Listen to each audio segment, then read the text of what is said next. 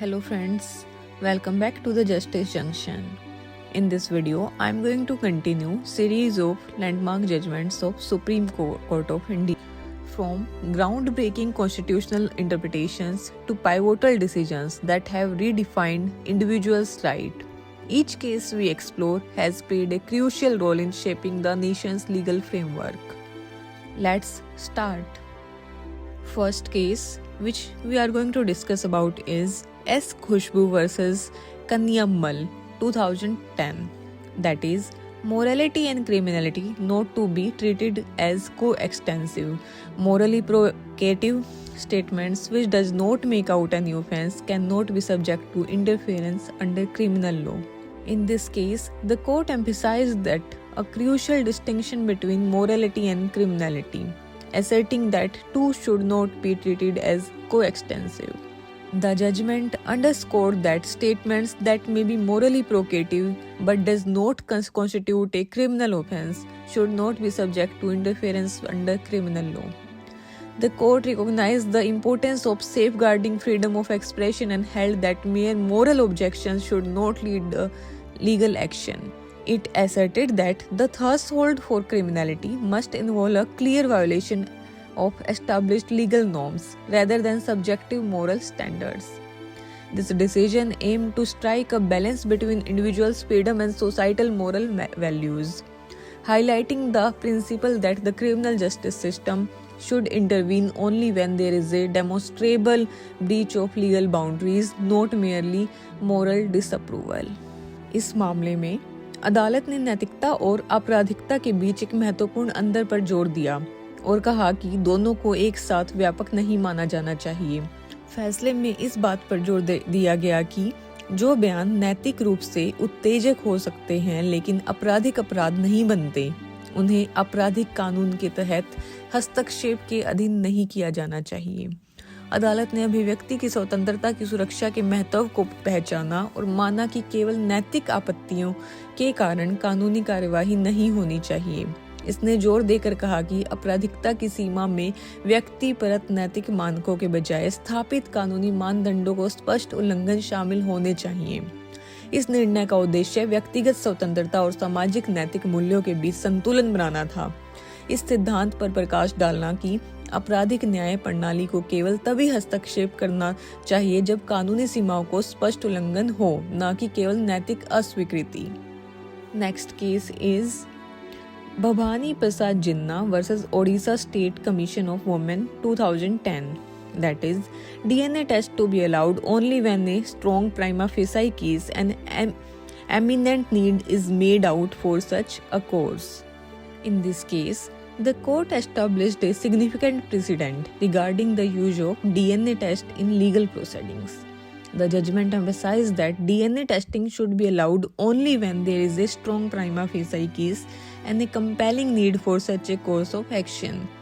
The court recognized the intrusive nature of DNA testing and potential violation of privacy it entails. Therefore, it underscored the importance of ensuring that there is a substantial basis for restoring to DNA test, requiring a clear demonstration of necessity. This decision sought to balance the investigative advantage of DNA testing with the protection of individuals' rights, preventing indiscriminate use of such tests without a justified cause in legal proceedings. इस मामले में अदालत ने कानूनी कार्यवाही में DNA परीक्षणों के उपयोग के संबंध में एक महत्वपूर्ण मिसाल कायम की। फैसले में इस बात पर जोर दिया गया कि डीएनए परीक्षण की अनुमति केवल तभी दी जानी चाहिए जब प्रथम दृष्टया कोई मजबूत मामला हो और ऐसी कार्यवाही की अनिवार्य आवश्यकता हो। अदालत ने डीएनए परीक्षण की घुसपैठ की प्रकृति और इससे होने वाली गोपनीयता के संभावित उल्लंघन को मान्यता दी। इसलिए इसने यह सुनिश्चित करने के महत्व को रेखांकित किया कि डीएनए परीक्षणों को सहारा लेने के लिए पर्याप्त आधार है, जिसके लिए आवश्यकता का स्पष्ट प्रदर्शन आवश्यक है। इस निर्णय ने डीएनए परीक्षण के जांच लाभों को व्यक्तिगत अधिकारों की सुरक्षा के साथ संतुलित करने, कानूनी कार्यवाही के उचित कारण के बिना ऐसे परीक्षणों के अंधाधुंध उपयोग को रोकने की मांग की। Next case is State of West Bengal versus Committee for the Protection of Democratic Right 2010, that is, on the power of the constitutional courts with regard to the enforcement of fundamental rights. In this case, the court addressed the power of constitutional courts concerning the enforcement of fundamental rights.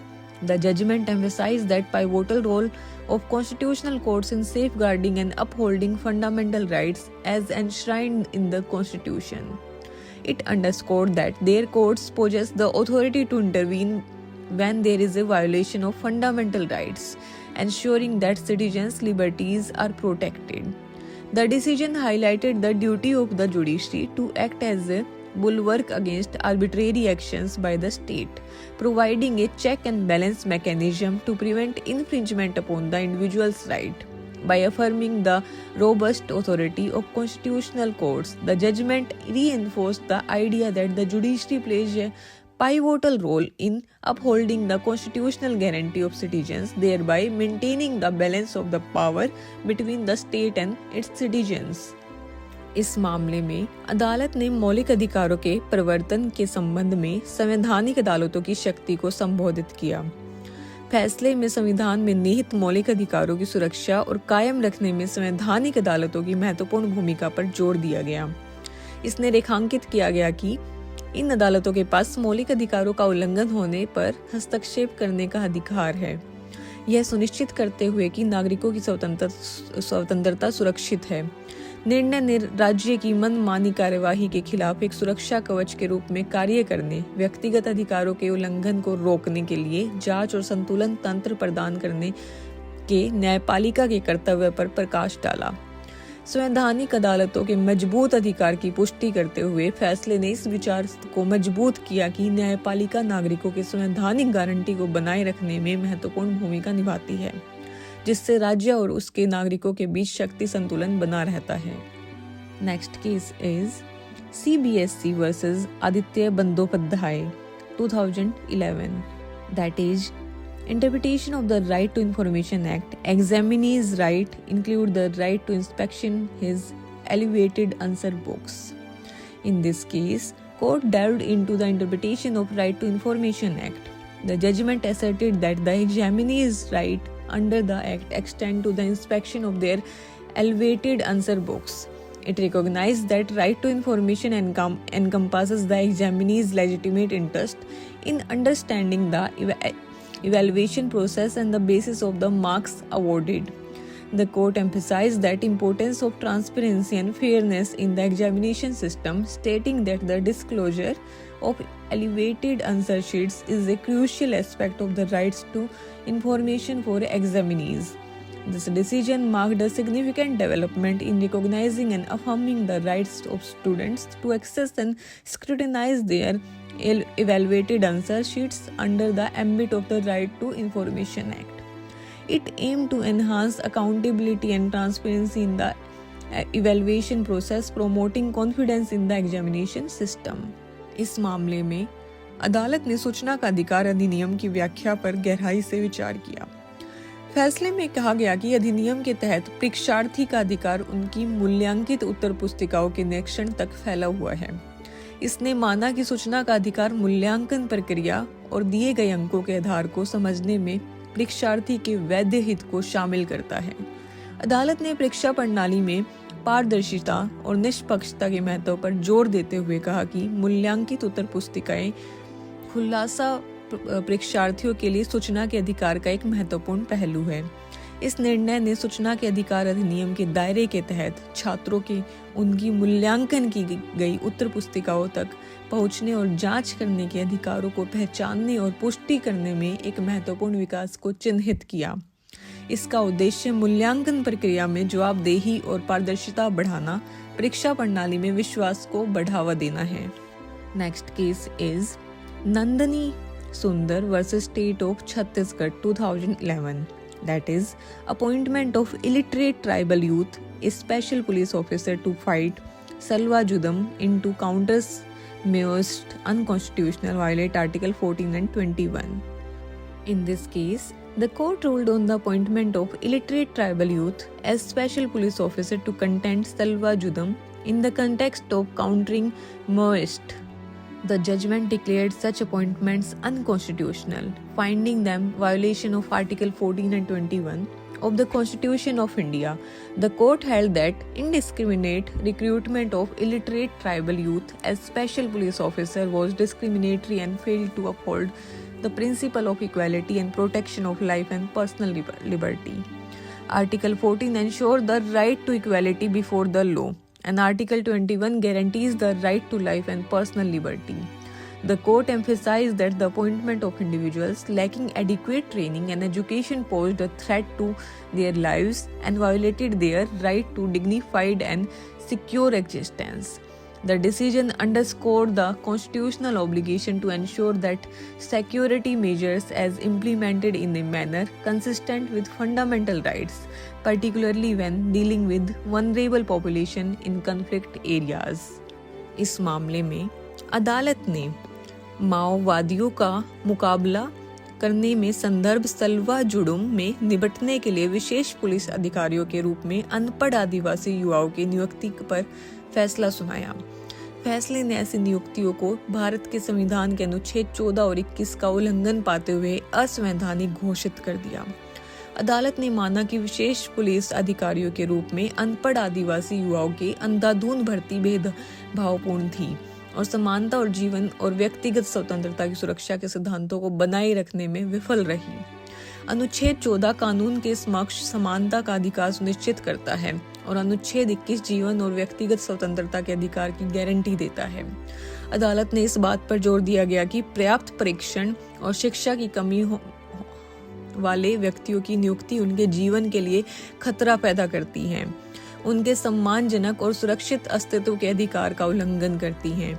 इस निर्णय ने यह सुनिश्चित करने में संवैधानिक दायित्व को रेखांकित किया कि सुरक्षा उपायों को मौलिक अधिकारों के अनुरूप तरीके से लागू किया जाता है, खासकर संघर्ष क्षेत्रों में कमजोर आबादी से निपटने के दौरान। Next case is Aruna Ramachandra Shanbaug versus Union of India 2011, that is Guidelines for Passive Euthanasia. In this case, the Supreme Court of India addressed the issue of passive euthanasia and provided guidelines for its application. Aruna Shanbhog had been in a persistent vegetative state for several years, and the case raised question about the legality of withholding life sustainability treatment. The court, while recognizing the right to die with dignity as a fundamental right under Article 21 of the Constitution, set forth specific conditions for the withdrawal of life support. It established that passive euthanasia could be allowed under the following circumstances: when the individual is in persistent vegetative state with no hope of recovery, when the decision is supported by close family members or a next friend, and when the High Court grants permission after considering the medical opinion. Additionally, the court laid down comprehensive guidelines and safeguarding to prevent misuse of this procedure. The judgment aimed to balance the right to life with dignity and the ethical considerations surrounding end-of-life decisions, providing a legal framework for cases involving passive euthanasia in India. इस मामले में भारत के सर्वोच्च न्यायालय के निष्क्रिय इच्छा मृत्यु के मुद्दे को संबोधित किया और इसके आवेदन के लिए दिशा निर्देश प्रदान किए। अरुणा शानबाग कई वर्षों से लगातार अस्वस्थ अवस्था में थी और इस मामले के जीवन निर्वाह उपचार को रोकने की वैधता पर सवाल उठाए गए।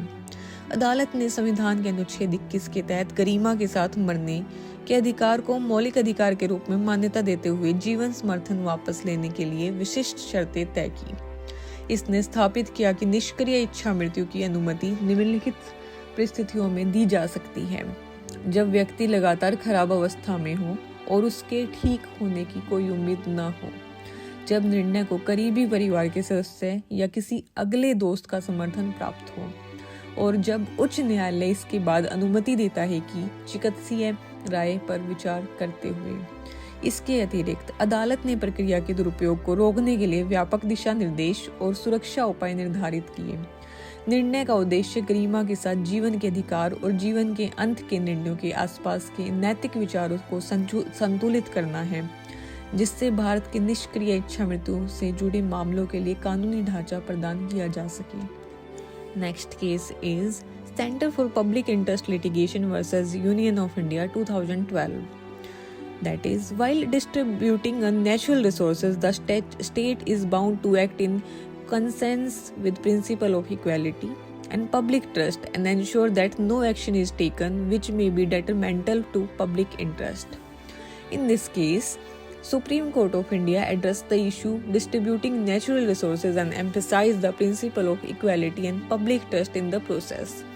The court held that when the state is involved in the allocation of natural resources, it is obligated to act in accordance with these principles. The judgment underscored the importance of ensuring the distribution of natural resources is fair, transparent, and not detrimental to public interest. The court acknowledged that natural resources are public assets and should be utilized for the common good. It emphasized that any action taken by the state in this regard must be guided by the principle that prevent favorism, arbitrariness, and corruption. The decision aimed to promote transparency and accountability in the allocation of natural resources, highlighting the state's responsibility to act as trustee for the public in managing these valuable assets. इस मामले में भारत के सर्वोच्च न्यायालय ने प्राकृतिक संसाधनों के वितरण के मुद्दे को संबोधित किया और इस प्रक्रिया में समानता और सार्वजनिक विश्वास के सिद्धांतों पर जोर दिया। अदालत ने कहा कि जब राज्य प्राकृतिक संसाधनों के आवंटन में शामिल होता है तो वह इन सिद्धांतों के अनुसार कार्य करने के लिए बाध्य है। फैसले ने यह सुनिश्चित करने के महत्व को रेखांकित किया कि प्राकृतिक संसाधनों का वितरण निष्पक्ष, पारदर्शी और सार्वजनिक हित के लिए हानिकारक नहीं है। न्यायालय ने माना कि प्राकृतिक संसाधन सार्वजनिक संपत्ति है और इसका उपयोग आम हित के लिए किया जाना चाहिए। इसमें इस बात पर जोर दिया गया कि इस संबंध में राज्य द्वारा की जाने वाली कोई भी कार्यवाही उन सिद्धांतों द्वारा निर्देशित होनी चाहिए जो पक्षपात, मनमानी और भ्रष्टाचार को रोकते हैं। इस निर्णय का उद्देश्य प्राकृतिक संसाधनों के आवंटन में पारदर्शिता और जवाबदेही को बढ़ावा देना है, जिससे इन मूल्यवान संपत्तियों के प्रबंधन में जनता के लिए ट्रस्टी के रूप में कार्य करने की राज्य की जिम्मेदारी पर प्रकाश डाला जा सके। Next case is Vodafone international holdings BV versus union of India 2012. Indian tax authorities does not have jurisdiction to impose tax on off-resident companies even when purpose of the transaction is acquire Indian assets of foreign company. In this case, Supreme Court of India delivered a landmark judgment concerning the jurisdiction of Indian tax authorities over offshore transaction involving the acquisition of Indian assets by foreign companies. The court ruled that Indian tax authorities did not have jurisdiction to impose tax on offshore transactions even if the purpose of the transaction was to acquire Indian assets of a foreign company. This case revolved around the acquisition of shares in a Cayman Islands-based company that indirectly held Indian assets. The tax authorities had sought to tax his transaction, claiming that it resulting in a transfer of capital assets situated in India. However, the court held that the transaction occurred offshore and fell outside the scope of Indian taxation laws. This judgment clarified the principle of territorial jurisdiction in taxation matters, established the Indian authorities could not tax offshore transactions solely based on the underlying Indian assets involved. The decision had significant implications for cross-border transactions and provided clarity on the extent of the Indian tax jurisdiction in such cases. इस मामले में भारत के सर्वोच्च न्यायालय ने विदेशी कंपनियों द्वारा भारतीय संपत्तियों के अधिग्रहण से जुड़े अपतटीय लेन देन पर भारतीय कर अधिकारियों के अधिकार क्षेत्र के संबंध में एक ऐतिहासिक निर्णय दिया। अदालत ने फैसला सुनाया कि भारतीय कर अधिकारियों के पास अपतटीय लेन देन पर कर लगाने का अधिकार क्षेत्र नहीं है, भले ही लेन देन का उद्देश्य किसी विदेशी कंपनी की भारतीय संपत्ति का अधिग्रहण करना है। यह मामला कैमन आइलैंड स्थित एक कंपनी के शेयरों के अधिग्रहण के इर्द गिर्द घूमता है, जिसके पास परोक्ष रूप में भारतीय संपत्तियां थी। कर अधिकारियों ने यह दावा किया कि इस लेन देन पर कर लगाने की मांग की थी कि इसके परिणाम स्वरूप भारत के स्थित पूंजीगत संपत्तियों का हस्तांतरण हुआ। हालांकि अदालत ने माना कि लेन देन विदेश में हुआ और भारतीय कराधान कानूनों के दायरे के बाहर है। इस निर्णय ने कराधान मामलों में क्षेत्रीय क्षेत्राधिकारों के सिद्धांतों को स्पष्ट किया, यह स्थापित करते हुए कि भारतीय अधिकारी केवल अंतर्निहित भारतीय संपत्तियों के आधार पर अपतटीय लेन देन कर नहीं लगा सकते। इस निर्णय का सीमा पार लेन देन पर महत्वपूर्ण प्रभाव पड़ा और ऐसे मामले में भारतीय कर क्षेत्राधिकार की सीमा पर स्पष्टता प्रदान की गई। Next case is society of unaided private schools of Rajasthan versus union of India 2012। Right to Children to Free and Compulsory Education Act 2009 is constitutionally valid. The act such shall not apply to unaided minority schools. In this case, the Supreme Court of India addressed the constitutional validity of the Right of Children to Free and Compulsory Education Act 2009. The court upheld the constitutionality of the act, but clarified that it shall not apply to unaided minority schools. The RTE Act aimed to provide free and compulsory education to children between the age of 6 and 14. However, the court recognized the autonomy and distinctiveness of unaided minority schools, holding that the act would not applicable to them. The decision acknowledged that the right of minority education institutions to maintain their character and autonomy, as guaranteed under Article 30 of the Constitution of India. In essence, while affirming the constitutional validity of RTE Act, the court carved out an exception for unaided minority schools, respecting their unique position and ensuring that the Act provisions did not impinge on their right to administer educational institution according to their choice and ethos. इस मामले में भारत के सर्वोच्च न्यायालय ने बच्चों के लिए मुफ्त और अनिवार्य शिक्षा का अधिकार अधिनियम 2009 की संवैधानिक वैधता को संबोधित किया है। अदालत ने अधिनियम की संवैधानिकता को बरकरार रखा, लेकिन स्पष्ट किया कि यह गैर सहायता प्राप्त अल्पसंख्यक स्कूलों पर लागू नहीं होगा। RTE अधिनियम का उद्देश्य 6 से 14 वर्ष की आयु के बच्चों को मुफ्त और अनिवार्य शिक्षा प्रदान करना है। हालांकि अदालत ने गैर सहायता प्राप्त अल्पसंख्यक स्कूलों की स्वायत्तता और विशिष्टता को मान्यता देते हुए कहा कि यह अधिनियम उन पर लागू नहीं होगा। इस निर्णय ने अल्पसंख्यक शैक्षणिक संस्थानों के चरित्र और स्वायत्तता को बनाए रखने के अधिकारों को स्वीकार किया, जैसा कि भारत के संविधान के अनुच्छेद 30 के तहत गारंटी दी गई है।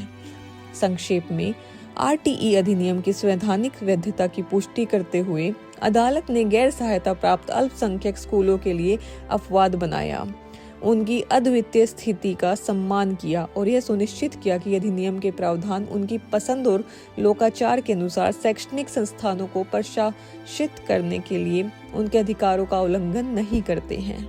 Next case is Bharat aluminium company versus Kesar aluminium technical service 2012. That is, suit for interim injunction is not maintainable in India on the basis of international commercial arbitration with the set outside India. In this case, the Supreme Court of India made a significant ruling regarding the maintainability of a suit for interim injunction in India when an international commercial arbitration has its seat outside India. The court held that when parties have agreed to resolve the disputes through international commercial arbitration and seat of arbitration is outside India, the jurisdiction of India courts to grant interim injunction is limited. The court reasoned that principle of territoriality is crucial in the context of arbitration, and the court at the set of arbitration and primarily responsible for granting interim measures. The decision reinforced the pro-arbitration stance and aimed to minimize interference by national courts in the arbitration process. It emphasized the importance of respecting the chosen seat of arbitration and allowing the courts at the location to handle matters related to interim relief. The ruling contributed to the harmonization of international arbitration practices and reflected the principle of the New York Convention on Recognition and Enforcement of Foreign Arbitral Awards. इस मामले में भारत के सर्वोच्च न्यायालय ने भारत के अंतरिम निषेधाज्ञा के लिए एक मुकदमे की स्थिरता के संबंध में एक महत्वपूर्ण फैसला सुनाया। जब एक अंतर्राष्ट्रीय वाणिज्यिक मध्यस्थता की सीट भारत में बाहर होती है, अदालत ने माना कि जब पक्ष अंतर्राष्ट्रीय वाणिज्यिक मध्यस्थता के माध्यम से अपने विवादों को हल करने के लिए सहमत हुए हैं और मध्यस्थता की सीटें भारत से बाहर हैं, तो अंतरिम निषेधाज्ञा देने का भारतीय अदालतों का अधिकार क्षेत्र सीमित है। अदालत ने तर्क दिया कि क्षेत्रीयता का सिद्धांत मध्यस्थता के संदर्भ में महत्वपूर्ण है और मध्यस्थता की सीट पर अदालतें अंतरिम उपाय देने के लिए मुख्य रूप से जिम्मेदार हैं। इस निर्णय ने मध्यस्थता समर्थक रूप को मजबूत किया और इसका उद्देश्य मध्यस्थता प्रक्रिया में राष्ट्रीय अदालतों के हस्तक्षेप को कम करना था। इसने मध्यस्थता की चुनी हुई सीट का सम्मान करते हुए उस स्थान पर अदालतों को अंतरिम राहत से संबोधित मामलों को संभालने की अनुमति देने में महत्वपूर्ण जोर दिया। फैसले ने अंतर्राष्ट्रीय मध्यस्थता प्रथाओं के सामंजस्य में योगदान दिया और विदेशी मध्यस्थता पुरस्कारों की मान्यता और प्रवर्तन पर न्यूयॉर्क कन्वेंशन के सिद्धांतों को प्रतिबिंबित किया। That's it for today. Thank you for joining us today to learn about the landmark cases. I hope this video has been valuable resource in preparation of your competitive exam. Remember, knowledge is the greatest weapon and your dedication will lead your success. Stay curious, keep learning and never stop striving for excellence. Best of luck on your journey ahead. Until next time, stay inspired and stay informed. Do not forget to like, subscribe and share. Goodbye.